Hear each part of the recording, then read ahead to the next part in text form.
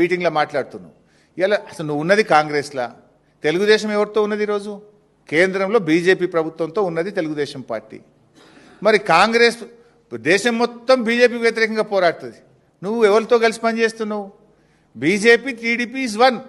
ఇలా కేంద్రంలో అధికారం పంచుకుంటున్నారు, రాష్ట్రంలో బీజేపీ టీడీపీ అధికారం పంచుకుంటున్నారు. ఆ టీడీపీతో నువ్వు అంటగాగడం అంటే బీజేపీతో అంటగాగడమే కదా, బీజేపీతో నువ్వు సంబంధం పెట్టుకోవడమే కదా.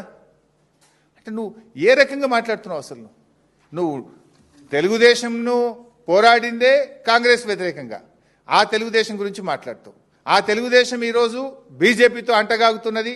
మరి ఆ బీజేపీతో నువ్వు ఇలా అక్రమ సంబంధం పెట్టుకునే విధంగా అక్రమంగా అన్యాయంగా నువ్వు మాట్లాడుతున్నటువంటి పరిస్థితి. ఇలా సిచ్యువేషన్ ఎట్లయిపోయిందంటే రాష్ట్రంలో ఈ outsourcing Congress CM, Congress outsourcing సీఎంకు అసలైన కాంగ్రెస్ వాదుల మధ్య ఇలా పచ్చగడ్డి వేస్తే బగ్గుమనేటువంటి పరిస్థితి ఏర్పడ్డది.